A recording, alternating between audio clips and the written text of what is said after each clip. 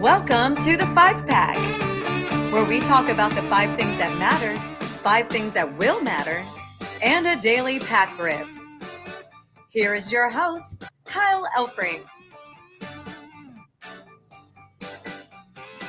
We are nearing the point. We're closing in on the spot where we can say we've been here a week.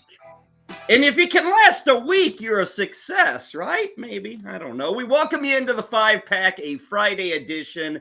This is the spot to be if you cared about what happened last night, what's going to happen tonight, and if you'd like to take a stroll down memory lane. That is what we do each and every day, 12 o'clock Eastern, right here on the 5-Pack. I am Kyle Elfrink. Great to have you alongside here at the Better Sports Network. Want to thank our producer as well, Miss Heather Klein. We are ready to rock and to roll. I always like to give you a preview of the pack that we will be ripping open a bit later, although today is not a rip as such. Like these packs, you can rip them. Today's pack, you can't rip. Today's pack, you have to unfold. Ah, yes, a wax pack. 1990 Fleer Baseball. A mere 33 years ago, right? 33 years ago. These cards, I actually opened a few of these packs, more than a few of these packs. Today, we will open another pack. We'll see what we get. There is an interesting story from this set, 1990 Fleer Baseball, about the most valuable card in this set. And you could sit here and guess 400 names. You could be an expert on 1990s baseball, and you still wouldn't guess who has the most valuable card in this particular set. I don't know if we're going to get it in this pack of cards, but we'll do our best coming up in the pack rip at the end of the show. We always start, though, with the things that are important to you, the fantasy player, you, the baseball fan. 5 things that from last night mattered. Now, I will admit, we've got 4 baseball items. On occasion, there is news in other walks of life, other sports of our life, that do matter. And today we'll sneak in a bit of non-baseball sports news that matter. But we do begin with what happened on the diamond. It was a rather light day with the schedule, so not a ton of action, but still things that were absolutely worth following. But maybe the most important thing that mattered all day long on Thursday didn't even happen in Major League Baseball. It might have happened in AAA baseball. It might have happened in El Paso, Texas, and it might have happened courtesy of one Fernando Tatis Jr. Allen on 3-1. Swung on. High fly ball. Carrying in left. It's deep. Torrealba back. Gone! 3 home runs. 8 RBIs for Fernando Tatis Jr. El Nino puts on a show in El Paso.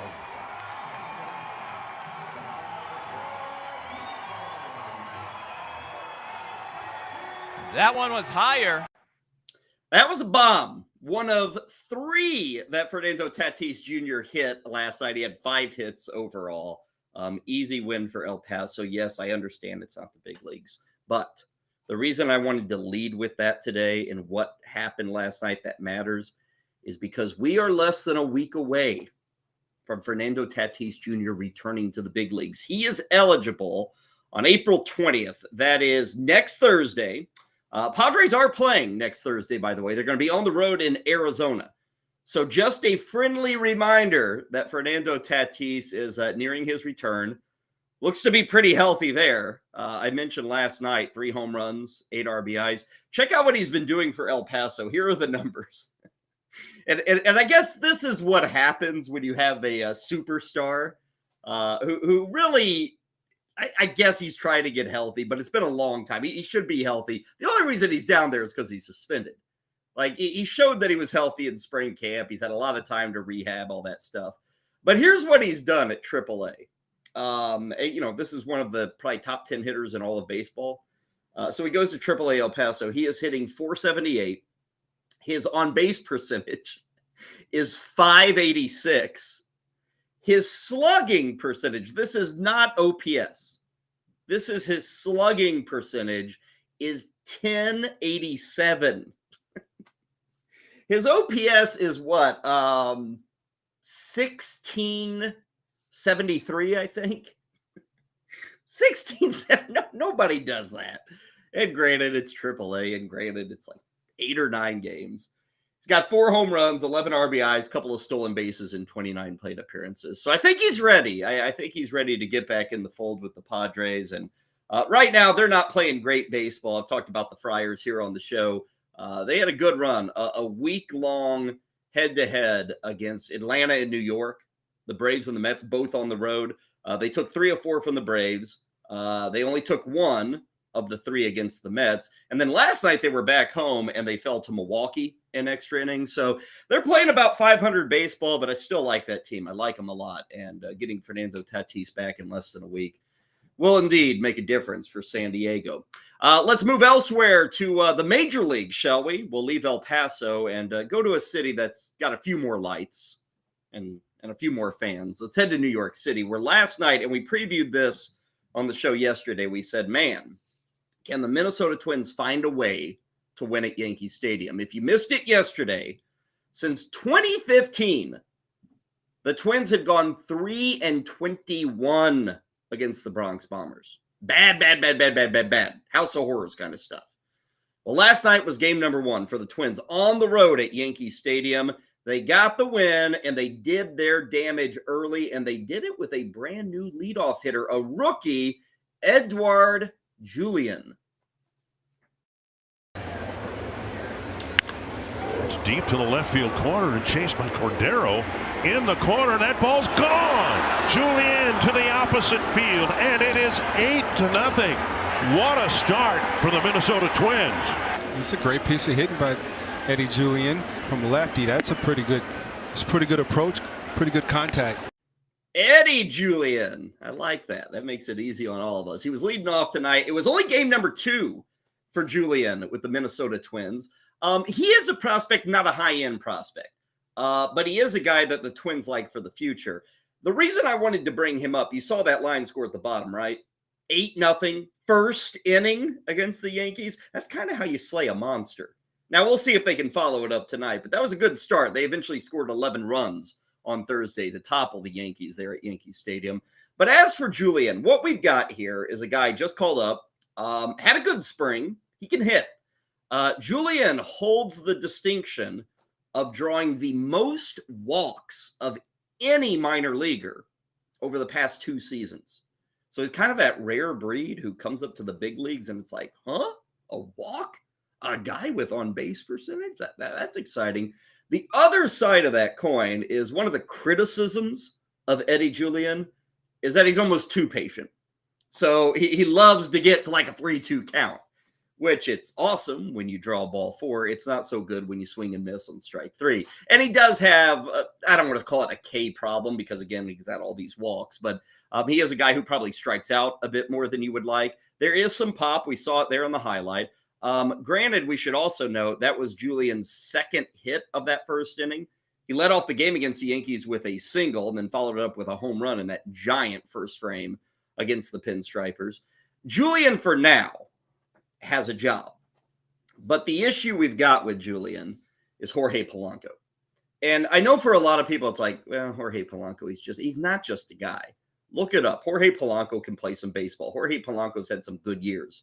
Jorge Polanco is a middle-of-the-order hitter for the Minnesota Twins. Where is Polanco? He's on a rehab assignment.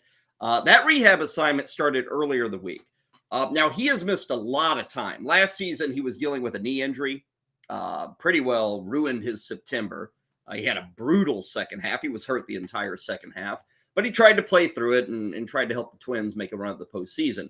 The run at the postseason failed, and so did the knee of Polanco. They really didn't do anything in the offseason to fix it. They said, okay, he's going to be fine with rest. He got to spring training, and the knee was still aching. The knee was still hurting. So Jorge Polanco is battling through a knee injury. I will say, even when he's back, let's say he returns next week, he will immediately take the second base job. And for Eddie Julien, he's got to find somewhere else to play, whether it's a DH, maybe he moves to a corner in the outfield. Who knows what they do with Julien. But Polanco, when he comes back, it's not like you'll sit there and say, he's back, he's ready to go. That knee's still going to be a problem. So I bring up both of the cases here, Julian's case and Polanco's. Polanco probably set to be back next week, but that won't mean you're in the clear. As for Julian, I know there's excitement, there's hype, but you start to look at things and it's like, where does he fit for the Twins? Long term, what are we looking at for 2023? And if Polanco's healthy, he's your everyday second baseman. I don't think there's any doubt about that. If Carlos Correa is healthy, he's your everyday shortstop. Now, there might be spots you could try Julian out over at third base if you wanted. You could try him out in left field, maybe right field. But honestly, he's very unproven and very green if you shoved him into the outfield. So that is kind of the statement here of what matters is, sure, last night was exciting. Last night was fun. I'm sure the bidding will be fairly high this upcoming weekend for Eddie Julian. And a lot of people out there will make their bids on Julian. But I don't know if we've got a guy who's playing every day. Now, if Polanco still has knee problems, Julian has a job. But if Polanco's healthy and Julian doesn't have a job, either as a second baseman or as a leadoff hitter, of course, for the Minnesota Twins. Let's move to our third item that mattered from last night. We just talked about Julian getting the call up. Well, yesterday, the Atlanta Braves said, hey, let's have a call up of our own. And guess who's back in our lives? Vaughn Grissom has been called up by the Atlanta Braves. Now, you might recall just yesterday, right here on the 5-pack, I was sitting here and talking about injured shortstops, and I pointed out, I think it was 4 guys. And I said, hey, take a look at your league and see if any of these 4 guys are available. One of those guys that I mentioned on Thursday was Orlando Arcia of the Atlanta Braves. Well, on Wednesday night, we did not have this news yesterday. We didn't know the extent of the injury. But on Wednesday night, Arcia was hit by a pitch from Hunter Green, which is a very fast pitch to be hit by. He stayed in the game. So I kind of sat here and said, okay, Arcia is going to be fine. Well, we learned yesterday he ain't fine. We learned yesterday, and I'll show you the highlight here, that the pitch on his wrist has caused an injury for the Braves starting shortstop. 98, 99 coming at you.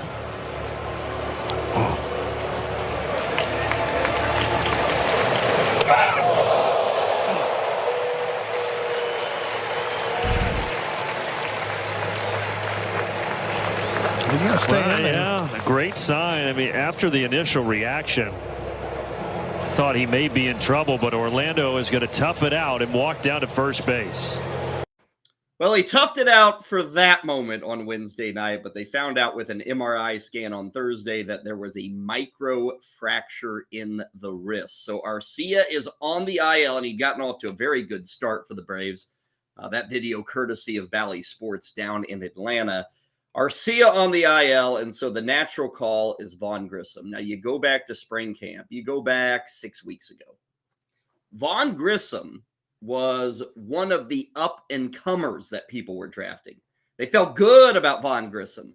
We saw him last year at second base when he was filling in for the injured Ozzie Albies.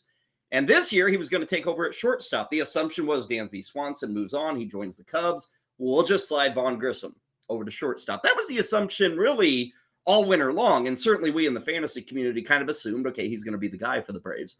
Then we get to camp, and it's not the case. We get to camp, and Vaughn Grissom is like sitting out multiple days.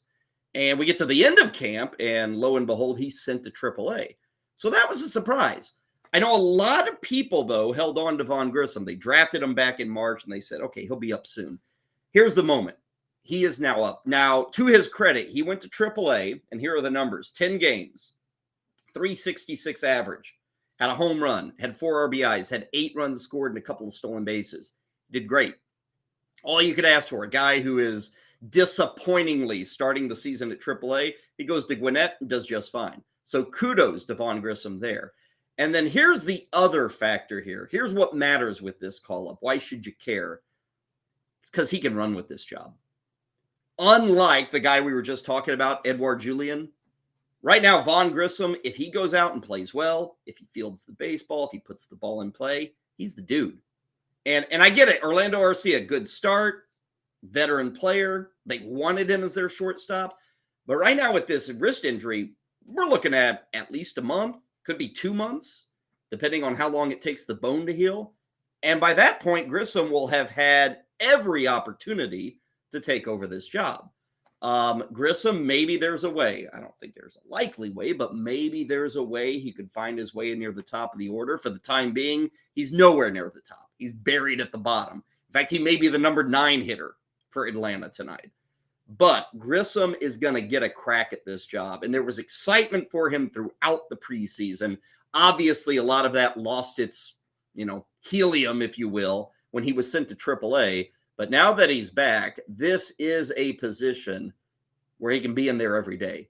And he can just say, hey, we had the hiccup early, but now you've come up to the big leagues. We need you. You came through. So something to follow with Grissom. If he hits, he can certainly hold on to this job for the Atlanta Braves. Moving on to our fourth matter that mattered on Thursday night. We take you to Toronto, where the Detroit Tigers somehow found a way to win their third game of the season, and that meant in a 3-1 victory that they had to turn to a closer in the 9th inning, and he might be a guy that could help you get some saves in 2023. It's Alex Lang's game to save and preserve. Toronto's last hope lies with Kevin Biggio. Did he go? Yes, sir! And the losing streak is over. Lang with his second career save. The Tigers salvage one here in Toronto. They win it 3-1. Did you see that stare down to the dugout? Now, I should note, I believe, sometimes you get reverse angles and all this. He was staring at his own dugout. I think he was telling the guys, I'm the man. Turn the ball to me in the 9th inning. That's what happens. Now, before I get carried away with Alex Lang, the 3 guys he faced were the 7, 8, and 9 hitters for Toronto. He got Whit Merrifield to ground out. Santiago Espinal, who's got like 2 hits all year, he grounded out. And then you saw the strikeout there of Kevin Biggio. I bring up Lang because right now there's no fabulous start. It's not like last night was a continuation of something we've seen in the past 2 weeks of the opening of the baseball season. It wasn't. The problem is it's not on Lang that we haven't seen those moments. It's on the Tigers. As I noted, it's their 3rd win of the season. So he gets the save. I don't think he is locked and loaded right now as the 9th inning guy with Detroit, but he's always been my bet to be the 9th inning guy with Detroit. And I drafted him in a lot of leagues, got him for a pittance. If you are one of those who is struggling with reliever injuries, or maybe your guy's not in the role that you thought, check out Alex Lang. He's a closer for Detroit.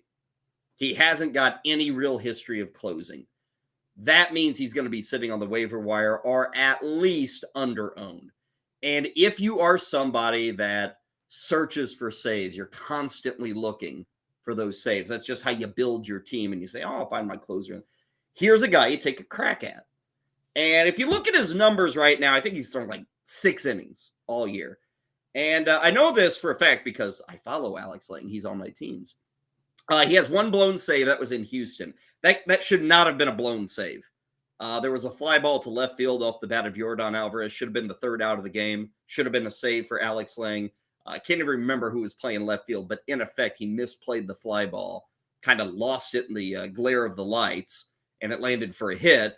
That tied the game up. It goes down as a blown save. Nothing to do with Alex Lang. It was all on his defender. So that would have been the first save. Last night would have been the second save.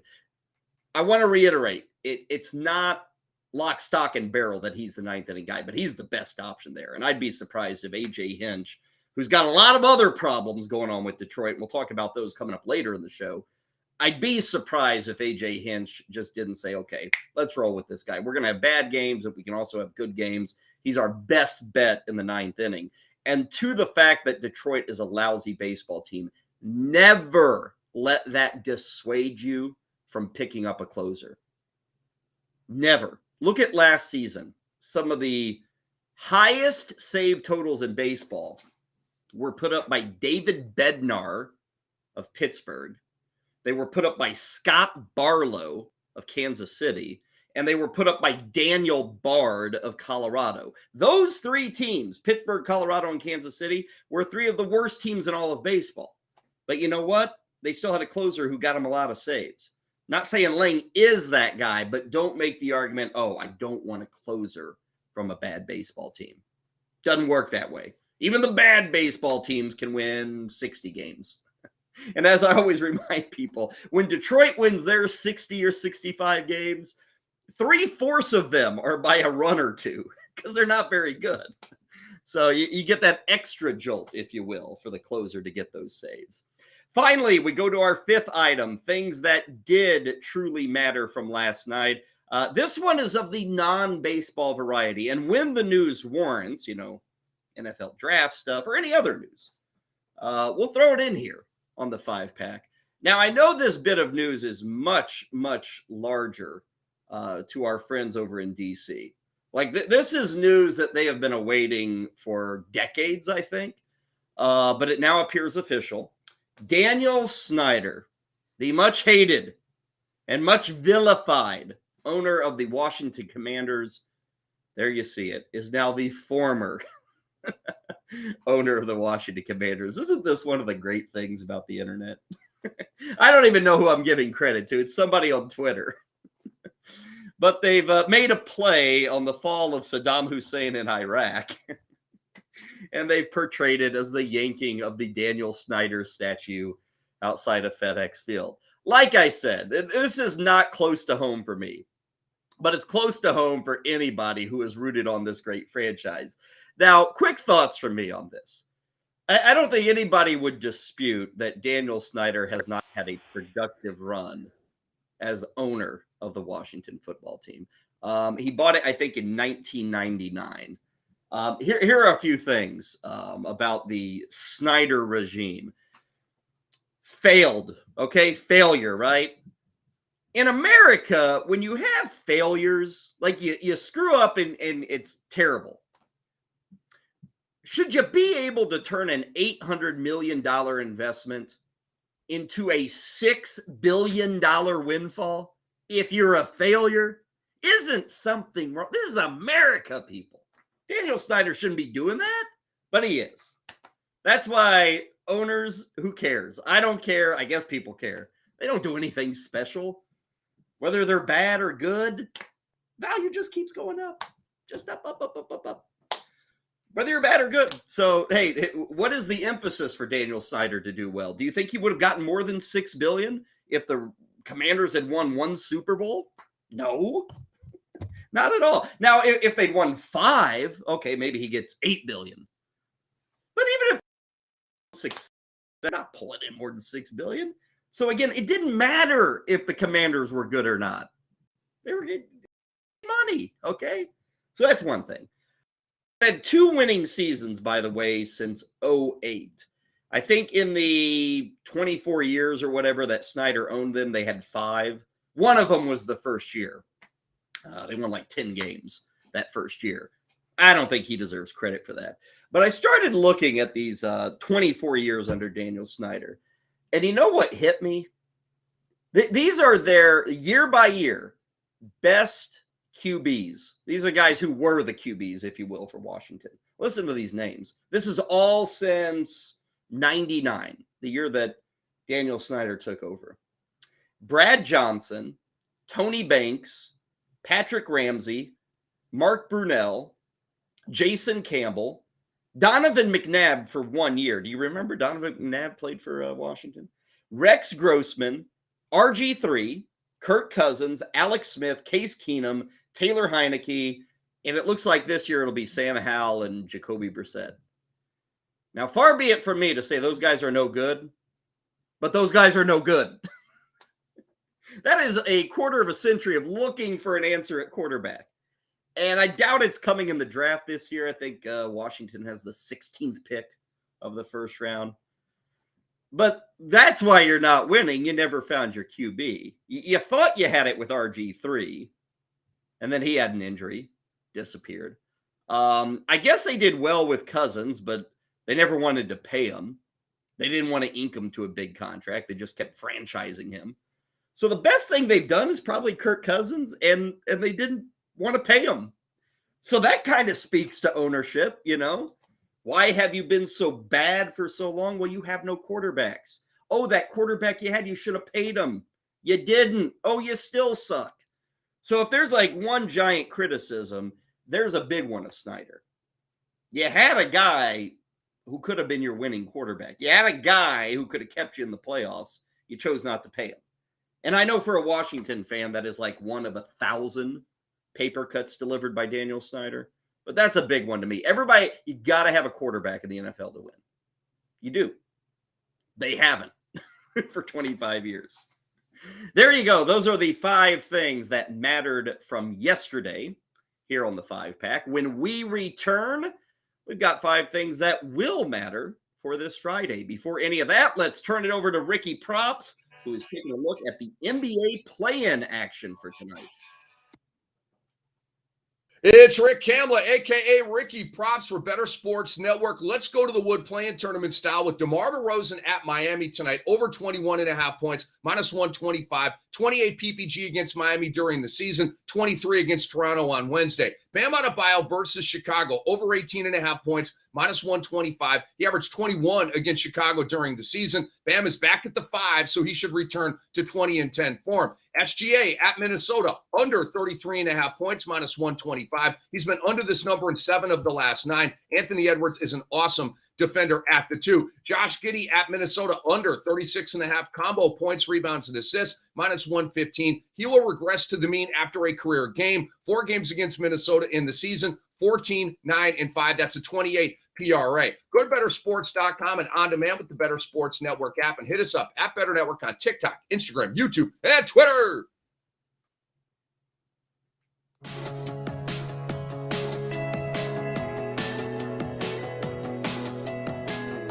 Welcome back to the 5-pack. Next up, the 5 things that will matter.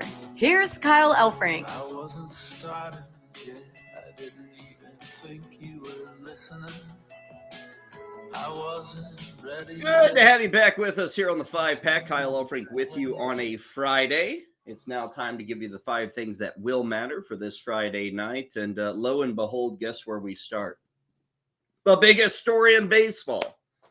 The Tampa Bay Rays. They did win their 13th last night. Tonight, they are in Toronto gunning for number 14. If they win number 14, it's like 100 years since we've had a team start 14-0. Right now, the 13-0 start, this is the first time since 87. It's only the second time since 82. So it's rare air right now for the Rays. They will be taking on Toronto. And I got to say, I get it. It's mid-April. Okay, we got like 145 games left. I get it. But me, Kyle Elfrink, I'm pumped for this. This is exciting. 3-game series in Toronto. To me, 2 of the most exciting teams in baseball. How can you not say the Rays aren't exciting? And the Blue Jays, I mean, my gosh, that's a fun lineup to watch. Now, right now, all of the attention is on Tampa. They're 13-0, but Toronto's 8-5. Notable here is that tonight will be the first game that Tampa plays against a winning team. Also, tonight will be their first game where they're on the road and they're in front of more than like 15,000 fans. They've only played 3 road games this year, and all 3 of them were against the Nationals in Washington. I looked up the attendance. The Nats in those 3 games failed to hit 16,000 fans in any of the 3. It's going to be a little bit different tonight. And Tampa's played in front of fans, but it's just different. You're on the road, and instead of a quarter of the stands full, you're going to have like at least half. You're probably going to be near 30,000 for this series with Toronto. The Tampa offense is legit. Right now, here's where we stand. They have scored at least 7 runs in 8 of their last 9 games. That includes yesterday. Now, Toronto, I like the offense, but they've gotten off to a bit of a slow start. They're having struggles driving in runners. Overall, the run scored it's not pitiful for Toronto, but it is probably lower than you would expect. But to their credit, Toronto is second in batting average, second in on-base percentage, and they're 4th in slugging. That's all the AL rankings. The only team that is better than them in batting average and OBP is the team they're playing tonight, the Tampa Bay Rays. I mentioned the excitement for this series. Look at the schedule. You've got 3 games this weekend in Toronto. Over Memorial Day, which is 5-6 weeks away, there will be a 4-game set in Tampa. So that'll be the next time these teams meet after the weekend. And then Toronto and Tampa will not meet until the final 2 weekends of the regular season. Like the last 10 days of the year, I think they play 6 times in the last 10 days. And this is the other side, I guess, of this balancing of the schedule. For those who didn't catch it in the preseason, baseball has done their best to add a lot more of interleague play for each and every team while scaling back the interdivisional play, which, you know, hey, I'm in St. Louis and I'm tired of watching the Reds and I'm tired of watching the Pirates. So the less I have to watch of the Pirates and the Reds, the better. And that goes for a lot of teams. They don't want to watch Detroit 20 times a year. But there is this side of the coin too, where the attraction, the excitement of the Rays and the Blue Jays, it's there this weekend. But overall, it's kind of few and far between for the remainder of the year. Like I said, we've got the 3 games this weekend, 4 games over Memorial Day. That'll be fun down in Tampa. And then nothing in June, nothing in July, nothing in August, and pretty well for September until the last 10 days of the year when they play 3 in Toronto and 3 in Tampa. So enjoy it. Enjoy it as you get set for this weekend. Speaking of game times, tonight, Drew Rasmussen against Jose Barrios, 7:07. Tomorrow, the Rays have it listed as TBD for tomorrow afternoon, Toronto. It's probably going to be Josh Fleming.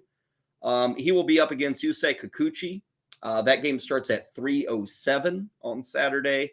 And then it's an earlier start on Sunday, 1:37 for the Blue Jays hosting the Rays. And that'll be Shane McClanahan going up against Alek Manoah. 13-0 Tampa taking on 8-5 Toronto. That is something that will matter later tonight. Now, staying with that game and moving to point number 2, I ran through the pitching matchups. For tonight, Jose Barrios is on the hill.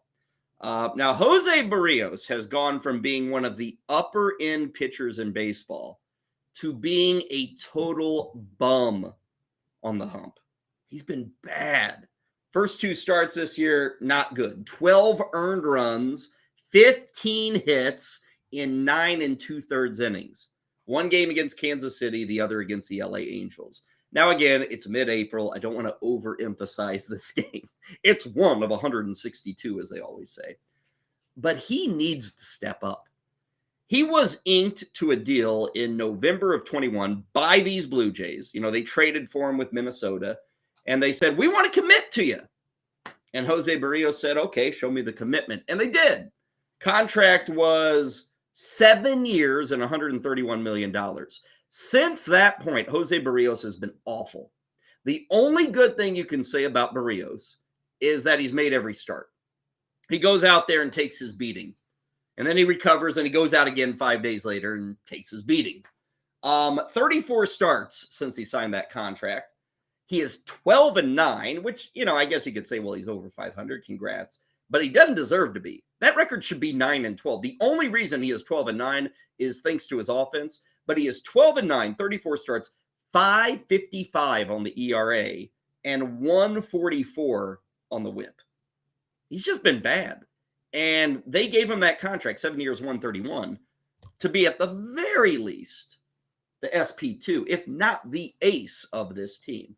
Toronto has pitching, but if they can get Jose Barrios right, they can absolutely hang with Tampa. They can absolutely hang with the Yankees. They are my pick, still my pick, to win the American League East. Tonight's a big one for Barrios. It's big for the Blue Jays. It's big for fantasy owners. If he struggles tonight, he is going to be dropped by a lot of people. In fact, some have already dropped him. They said, well, I'm not going to even use him for that game against Tampa, so I'll just move on. I still own him in a league. I am not starting him. And honestly, the way I'm going to handle it is if he gets mashed by Tampa, that's not going to be the last straw for me. He's expected to get mashed by Tampa. They're mashing everybody. I won't cut him because of what happens tonight. I may get excited because of what happens tonight. But he's a guy in need of a big effort this evening against the Tampa Bay Rays. Let's move to number 3 on the items that will matter on this Friday. We do it each and every day here on the 5-Pack. Just talking about a guy in Jose Barrios who has struggled. It's kind of tough to bench a struggling pitcher. You know, pitching is so hard to find that, you know, if he's healthy, you send him out there. That's what the Blue Jays have done with Barrios. It is much easier to bench a struggling hitter. Let me take you to the case of one Javi Baez with the Detroit Tigers. Percentage always up near the top of the league. This one to center. And Baez doesn't know how many outs there are. Another mistake by Javier Baez. Didn't get out of the box much on the double. Didn't really tag up last night from third, make any kind of effort on a fly ball. And I didn't know how many outs there were. Clearly thought there were 2. Takes off as soon as it's hit. And A.J. Hinch can't be happy. This is A.J. Hinch saying to Javier Baez, come down the steps. Baez takes his hat off. I mean, he knows what this is about, obviously. Moments later, Baez comes up the steps. The seats are gone. The shirt's untucked. And I think he's out of the game. He is out of the game. That's actually the second time in his career that Baez has been pulled mid-game because he forgot how many outs there were in the inning. It happened a couple of years ago with the Chicago Cubs. SN Network out of Toronto with that video there. Kudos to them. Here's the thing with Baez. Tonight, he's expected to be back in the lineup. That's the expectation. Detroit's back at home. A.J. Hinch made that claim after the game. And A.J. Hinch didn't want to have to throw Javi Baez under the bus, but like I was talking about earlier, Detroit's 3-9. They've had some other issues. Baez, right before that play, had kind of failed to run out a ball that was hit deep to left field. He kind of thought it was a home run. It ended up hitting the wall. He got a double out of it. So there was already that baked in to the decision that A.J. Hinch had made. He is going to be in the lineup tonight. What matters and why the reason we point this out is how will he respond? It has not been a good run for Javi Baez since getting his big deal with Detroit. Right now, he is hitting 122. Right now, he has no home runs and 1 RBI. This is coming in 45 plate appearances. Last season, he had an awful chase rate. This year, he's the worst in baseball for chasing pitches out of the zone. Last season, 26 errors. He led baseball with those errors. Last season was his worst year as a full-time regular in Major League Baseball. This all came in year number 1 of a 6-year deal. He's getting $140 million over those 6 years. So the Tigers and Baez are married. And here we are in year 2. Year 1 wasn't good. Year 2 is not off to a good start. The team sucks. Baez isn't hitting. Baez is losing track of outs in the 3rd inning. Baez is having to be yanked from the game. You're stuck with this guy for another 5.5 years. 4.5, I guess it is. You're stuck with him. So they got to get this figured out. And they got to find a way to keep Baez focused. He's never been an easy player to love. There sometimes is a little too much attitude, even when things have gone well. A little too much attitude with Baez. He is very prone to cold stretches because he's just a gripper and a ripper for the most part at the plate. Right now, he's doing a lot of gripping, but he ain't doing any ripping. He's only doing whiffing, I think, right now. So he gets yanked last night. We think it's just a 1-game spell. Let's see how he responds. He's set to be in the lineup. He was dropped to 6th in the order for that game against the Blue Jays on Thursday. We'll see where he lands for this game on Friday.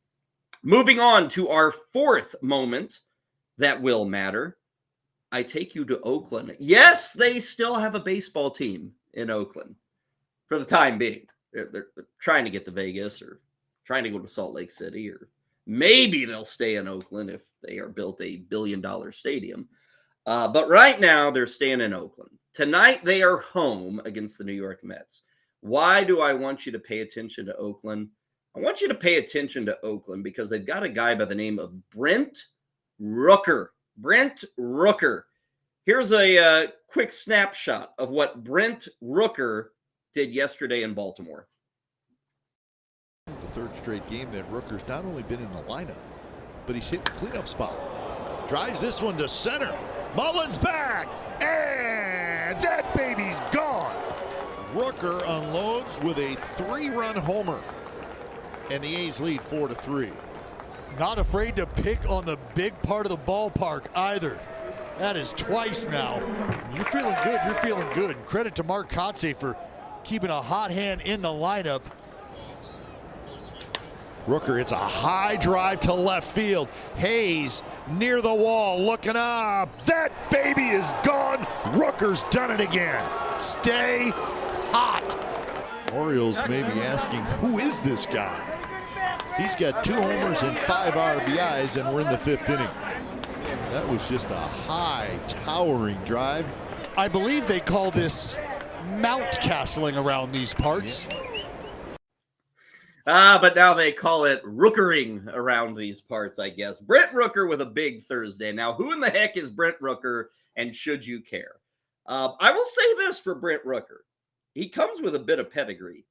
I was looking this up, and I did not know this until this morning. There are 2 guys in the history of SEC baseball who have had a season where they won the Triple Crown, where they led the SEC, best conference in all the land, Southeastern Conference. 2 guys have led that conference in home runs, ribbies, and batting average in the same season. Rafael Palmeiro is one of them, and Brent Rooker is the other one. He's out of Mississippi State. He did it in 2017. He was drafted by Minnesota. He climbed the ladder, got to the Twins, did okay, but they had a crowded outfield. They traded him to San Diego. San Diego traded him to Kansas City. Kansas City released him. Now, when you've traveled that career arc, where do you usually land up? You're right. You land in Oakland. So I will say this. Brent Rooker has landed in a spot that fits his profile. Oakland is a spot where if you hit, you can play. You know, they're pretty well an open tryout every single week. Here's the problem with Rooker. Great series in Baltimore. What was it? For that series, 3 games, 6 hits, 4 runs, 3 homers, 9 ribbies, only 2 strikeouts, and 14 plate appearances. And you heard NBCSN Bay Area, the broadcasters there were talking about the fact that he's hit 3rd, he's hit 4th, he's in the middle of the lineup. Now, I suspect Rooker will be right back in there tonight taking on the Mets. But this situation is perhaps a little like Edouard Julien, who we were talking about earlier in the show. Right now, your outfield in Oakland is Tony Kemp, who's your leadoff hitter, Ramon Laureano, who is pretty well just being offered as a trade chip. You know, he's going to be out there because they're trying to create excitement. And then Astory Ruiz, the speedster in center field, who is very, very young. In effect, there's not really an outfield spot for Rooker. Not an everyday spot. He can get playing time. You know, you bench Kemp here. You set down Laureano to give him a rest here. You don't like the Ruiz. So Rooker can play. But there's no everyday slot that right now is his. Additionally, the DH is Jesus Aguilar. He hits from the right side. Rooker hits from the right side. You can maybe move Aguilar to first base, but then you're taking your Rule 5 pickup, the Nido kid, and, you know, what do you do with him? They will play Rooker. They're not going to bench him tonight. But long term, this guy doesn't profile as that kind of player, the kind we saw in Baltimore, nor does he have like an easy route to playing time. Now, if they trade Laureano, if somebody gets injured, obviously it opens up. And for the time being, enjoy it. Now, the Mets are a different challenge when it comes to pitching versus what he saw with Baltimore. But we'll see how he handles it tonight. We'll see how he handles it for the weekend. Finally, we get to our 5th moment that will matter. A team that could maybe use Brent Rooker right now. Philadelphia Phillies. I started the week by picking on the Phillies, right? Told you about their bullpen. We talked a little about Bryson Stott. Let's pick on the Phillies a bit more, right? They lose last night in Cincinnati. They're up against the Reds again this evening. Check out some of these early season numbers. I'm just going to read them off for you. Trey Turner, Nick Castellanos, and JT Realmuto. 3 proven vets, proven power hitters, guys that can hit. They have combined for 1 home run and 11 ribbies. 1 home run and 11 ribbies from Castellanos, Turner, and Realmuto. Philadelphia leads baseball in strikeouts, 132 of them. Real Muto, 17 strikeouts this year to 1 walk. Castellanos leads baseball with 22 strikeouts this season. Last season, they were 5th in baseball in runs, or 5th in the NL in runs. 5th in the NL. This year, they're 12th. Last season, they were 4th in the National League in home runs. This year, they're 10th. Now, they got 15 runs on Sandy Alcantara this past Monday, and that's when we talked about him. We talked about Bryson Stott, and man, if you can beat up Alcantara, you keep it going. And maybe that was the turning for Philadelphia. It wasn't. Subsequent to the 15 runs against the reigning Cy Young winner, Sandy Alcantara, here's what Philadelphia has done in the last games. A total of 8 runs. 8 runs in 3 games. Struggles. Now, they're in Cincinnati. If your team is struggling, if your offense is having a challenge, the great place to be is Cincinnati. So last night they were up against Nick Lodolo. He is by far the best pitcher Cincinnati had. So I didn't expect Philadelphia to come out and beat the hell out of Lodolo, and it didn't happen. They were okay, but they didn't get things going. Tonight, Saturday and Sunday, get these guys rolling. Real Muto, Castellanos, even Trey Turner. This guy's got to get moving. I know everybody's excited about Bryce Harper returning, but if he's coming back and the team is 10 games under 500, who cares? And right now, they're well under 500. So they got to get this offense going. Pitching hasn't been that good either. Hasn't been a good start overall for the Phillies. But tonight it matters. Tonight, let's figure it out. You're not facing anything tough on the hill. Go out there, get your hits, get your runs, maybe some homers. Get this thing turned around, or it will disappear quite quickly for the Philadelphia Phillies.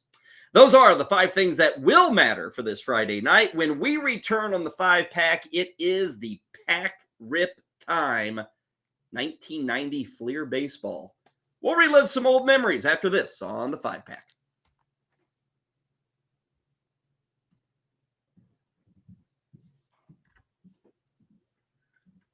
Why am I smiling on this Friday morning? Well, normally I'm a pretty happy guy, but when it comes from the sports perspective, I'm a native New Yorker, and then maybe the worm is turned when you look at New York sports teams. And I'll tell you the reason why. Because for the first time since 1994, the Nets, the Knicks, the Islanders, the Rangers, and the Devils are all in the playoffs. That's a positive sign. The Giants were a playoff team a year ago, and they won a playoff game knocking off the Minnesota Vikings. The Jets are on the verge of getting Aaron Rodgers from the Green Bay Packers, and they're going to have Super Bowl expectations in 2023. But if you focus on the teams now that are getting ready for the playoffs, the Islanders, Rangers, and Devils, the Stanley Cup playoffs get going next week. The Nets and the Knicks playoff games get going on Saturday. I'm not saying that the Knicks and the Nets can win a championship this year. No, but it's a sign of things to come. The Nets are obviously more likable without Kevin Durant, Kyrie Irving, James Harden, and even though Ben Simmons is still a part of the team, he barely ever plays for the team. The Knicks have been a wonderful story this entire year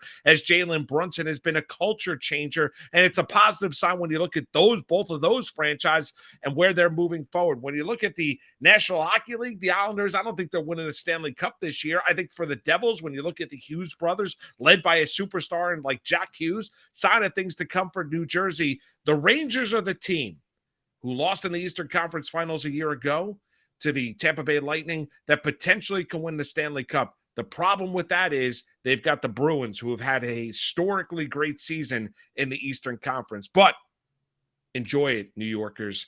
Sports is relevant once again. For more content like this, go to Better Sports Network app, bettersports.com,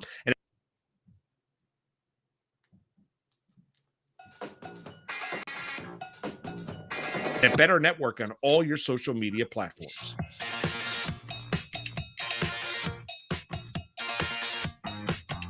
Time now for the Daily Pack Rip on the 5-pack with Kyle Elfrink. Yes, indeed. That is how we end every single edition of the 5-pack here on the Better Sports Network. Looking ahead to the schedule today, we've got some MLB DFS thoughts coming up for a big Friday slate that starts at 1 o'clock. That'll be followed at 3 p.m. by the Fantasy Football Game Show. Each and every day you can catch that. More DFS talk at 5. Campus to Canton is coming your way at 7 tonight. And then at 8 o'clock, Dynasty Nerds on a Friday. As for us here on the 5-pack, it is time for our pack break. Today we are featuring the 1990 Fleer baseball cards. Now, I told you earlier in the show, the supposed most valuable card in this set is somebody you will not guess. There were a lot of stars back in 1990. Bo Jackson and Ken Griffey Jr. was just getting started. Eric Davis, all these guys. They are not the most expensive card in this set. It appears to be, according to some quick research we did, Jose Uribe. Who the heck is Jose Uribe? Middle infielder for the Giants. Now, why is his card worth so much? Nobody knows. Nobody knows. It appears to be some kind of hobby joke that Jose Uribe is showing up as the most valuable card. Like, you can go on eBay and it's like $50 for a PSA 10 of Jose Uribe. And there is nothing special about the card. It's not unique. There's no air on it, nothing. But it appears that if we pull a Jose Uribe, we have hit the gold mine for the 1990 Fleer baseball set. Fleer, we have not opened Fleer. We've done a lot of Tops and Upper Deck, Donruss, but no Fleer. This was another regular in the 80s and 90s, Fleer baseball cards. There was a point in like 1987 where Fleer was like the place to be. I remember that 87 set was kind of hard to get. This 90 set was not. And as soon as I open this wax pack, I'm going to be reminded these are some ugly cards.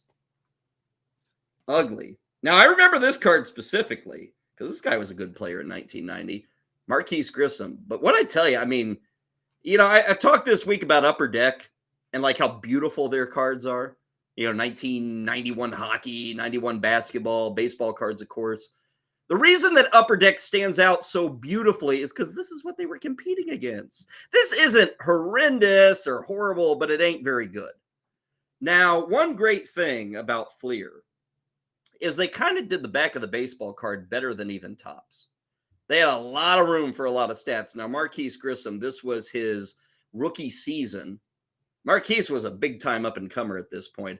But so they've got his minor league stats and then his initial major league stats. He'd only played 26 games by this point. The other thing with Fleer, they did this for years. Check out the bottom. Like the vital signs. Look, things like on-base percentage, slugging percentage, strikeout ratio. 1990, Fleer was throwing that down. They were ahead of the game. Everybody else was talking about game-winning RBIs. Fleer, on base percentage, slugging, strikeout ratio. Nobody did that stuff. Good leadoff card, Marquise Grissom. Good leadoff hitter, by the way, too. Here's a guy who I only remember as like Mr. Pinch Hitter. It seemed like this guy was never in the starting lineup. He was always pinch hitting. Darnell Coles. I remember him most with Detroit. Obviously, here he's with the Mariners. He was an average player. Always kind of your fourth outfielder kind of thing. Now, here's a beauty. This is coming off of his second season. This guy would have become the all-time home run champ for a single season if we had played out the 1994 season. We didn't. We went on strike. So Matt Williams is a guy who's forever lost to history.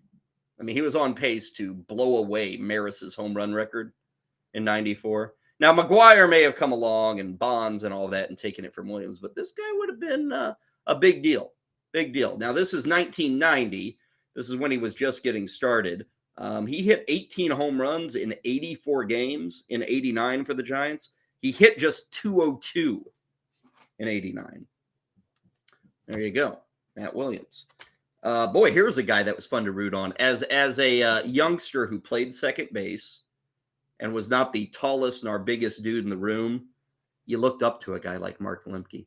If Mark Lemke can do it, then I can do it. Mark Lemke, you don't see it here, but Mark Lemke even wore like goofy science teacher glasses when he was on the field.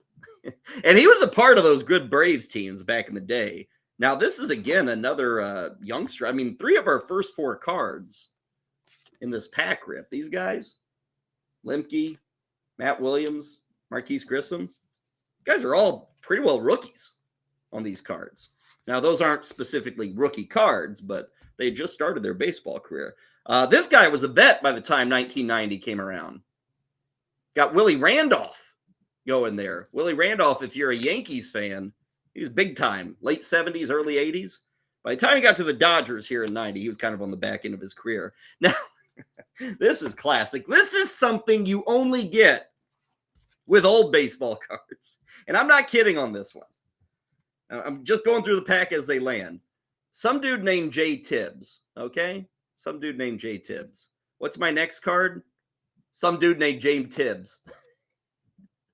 Not kidding. I got back-to-back Jay Tibbs in my 1990 foot. Why couldn't they be back-to-back Jose Uribes? It had to be Jay Tibbs. Damn the luck. Gerald Young of the Houston Astros. Let's get it centered. Give him a little love. Now check this for me, Heather. I think Heather's got the list. I think this card might be worth something. Let me pull it up here. I might have a card. I'm going to check here. This card might be worth something, like $10 when I say something. Ricky Henderson. This is MVP, coming off his MVP season. Ricky Henderson. And doing what he does best. Taking a lead off. How many stolen bases he have in 89? 52. Not a huge total. But I do believe 89, must have been 90, maybe he was MVP. Actually, I was wrong on 52.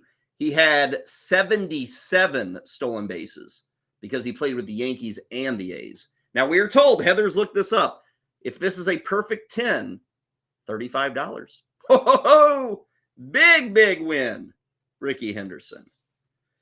Well, I guess they're, first I get 2 Jay Tibbs back-to-back in the same pack. Then I get this guy. Is there anything? You want to talk about a punch in the nads. The checklist? They're not even a pitcher.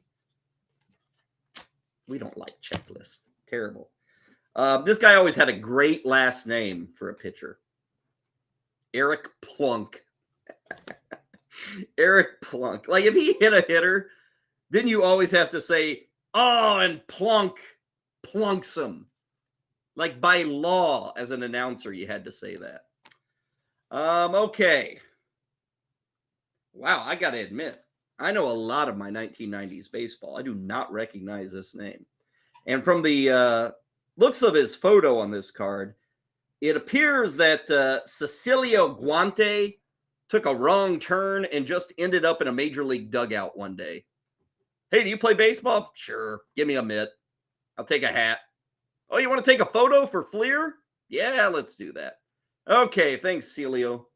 Thanks, Cecilio. He actually played a lot of years. His rookie year was 82 with the Pirates. He had a couple of years with 100 innings. Somehow for the Rangers in 89, he threw 70 innings. So I apologize, Cecilio Guante. Now here's a Ranger I know. Pete Incaviglia. Oh, Pete Incaviglia. I remember calling my first ever baseball game. It was a part of like a, we were doing play-by-play at a real Major League Baseball game, but it was like a summer camp thing. And Pete Incaviglia played for the Phillies, and I think he had a home run that day. He might have been the first home run I ever called. Actually, ever called. Here's another great. Darrell Evans. I mean. He was a pinch hitter, kind of DH guy. And then finally, we close it down with Major League prospects, Delino DeShields and Jason Grimsley. Now, most people know Delino DeShields. Jason Grimsley was from, I believe, Cleveland, Texas. And my uncle lived in Cleveland, Texas, and he loved this guy, Jason Grimsley, who stuck around for a long time. It's a pretty interesting prospect card here. Delino DeShields and Jason Grimsley. Well, that does it for our pack rip, and that does it for the 5-pack. We'll see you on Monday at 12 Eastern.